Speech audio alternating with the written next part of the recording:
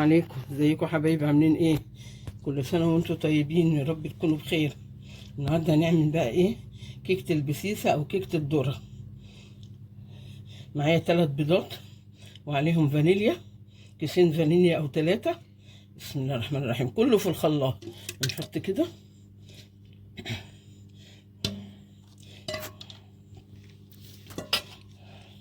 وهنحط السكر، كوبايه ونص او 2 الا ربع سكر على حسب الحلاوه اللي انت عايزاها.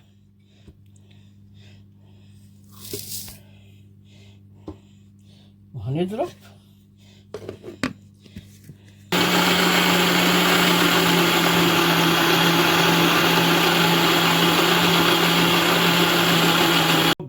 زيت على قشطه. بصوا، وش اللبن حطيته بدل ما احط سمنه بلدي، حطيت القشطه، هتديها طعم جميل قوي.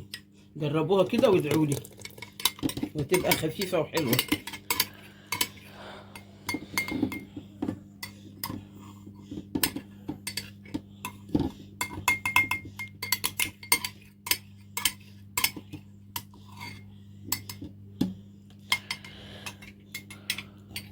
معايا بشر برتقانه غسلها كويس ومنشفاها وبشرتها.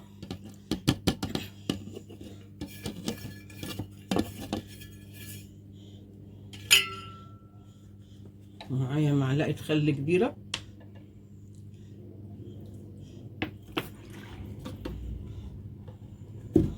وهنضرب تاني لحد ما يبقى كريمي. بسم الله.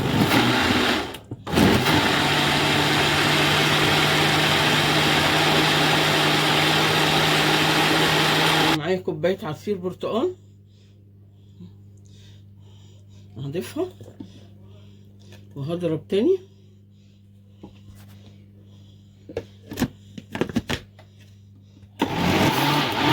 الخليط اللي جاف معايا كوبايه دقيق ابيض وكوبايتين دقيق ذره الاصفر ومعلقتين نشا نخلتهم مع بعض. ومعايا هنا كيس كيك شيف، هحطه وانخله.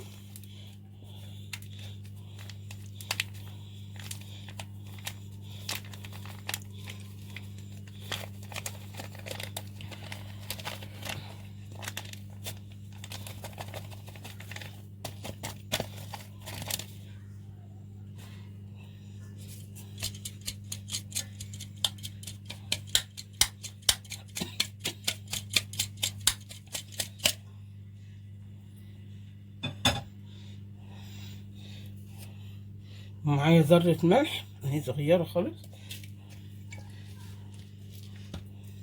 وهنقلب بقى الخليط كله كده عشان يندمج مع بعض. الكيكة دي حلوة ومغذية، وهي حلاوتها في الشتاء. البرتقال كده جميلة. يلا، اللي معايا لحد هنا يحط اللايك، واللي ما اشتركش يشترك في القناة عشان كل ما نعمل فيديو يجيلكوا، وتكبروا القناة كده. هننزل بقى بالخليط السائل. بسم الله الرحمن الرحيم.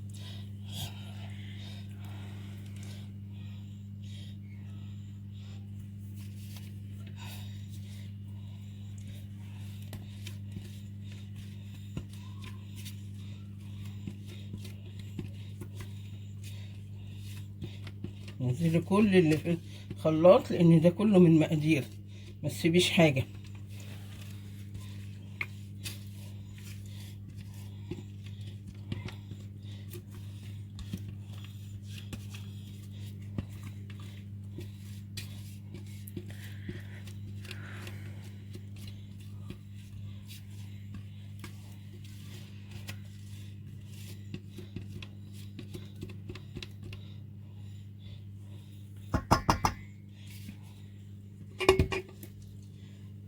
ونبتدي بقى نضرب كده، نقلب المقادير كلها في اتجاه واحد عشان ما تخرجيش الهواء اللي انت دخلتيه في ضرب البيض والسكر والمكونات السائله كلها. بسم الله الرحمن الرحيم. لحد ما تدوبي كل الدقيق اتأكدي ان الدقيق كله مفيش حاجة لازقة في القاع، كله اندمج مع بعض. شايفين الفقاقيع اللي طالعة دي من نجاح الكيكة. ان شاء الله تبقى الكيكة ناجحة معاكي.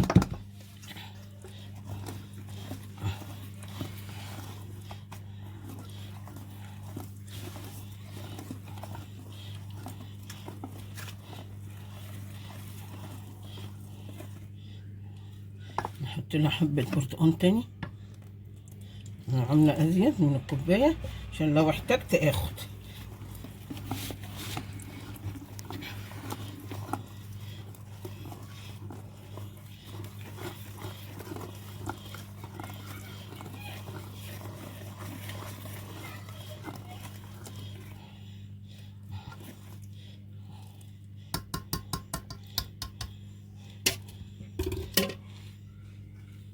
هي دهناها سمنة ودقيق، رشها بدقيق. هننزل بقى بالدقيق خليط كده. بسم الله الرحمن الرحيم. اللهم صل وسلم وبارك على سيدنا محمد وعلى آله وصحبه أجمعين.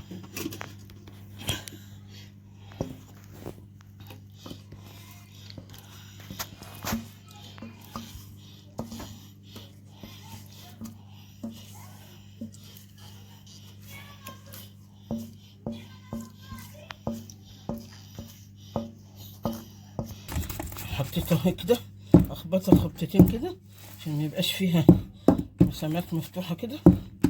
وهنزلها بقى في ايه، فاتحه الفرن من اول ما اشتغل على 170 عشان ما تسخنش. الفرن بتاعي بيحرقها من تحت، فانا خليته 170 بدل 180.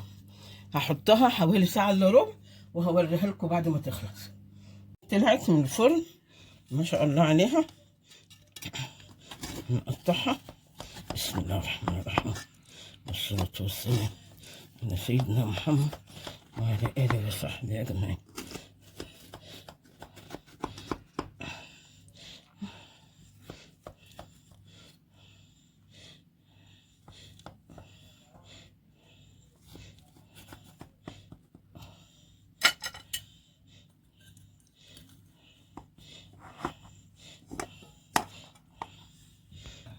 شايفين الكيكة؟ شايفين هشة ازاي؟ هشة وجميلة ازاي؟ كيكة بسيسة جميلة جميلة جميلة. شوف مرتفعة وحلوة. اعملوها بقى بطريقتنا. القشطة فيها بقى تخليها طعمة طعمة السنين.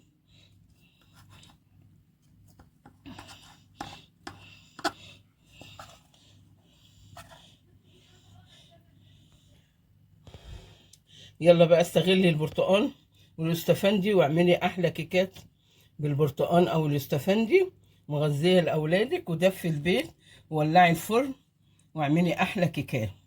يلا اشوفكم تاني ان شاء الله في فيديو جديد وانتوا في احلى حال وفي احسن صحه. والسلام عليكم ورحمه الله وبركاته.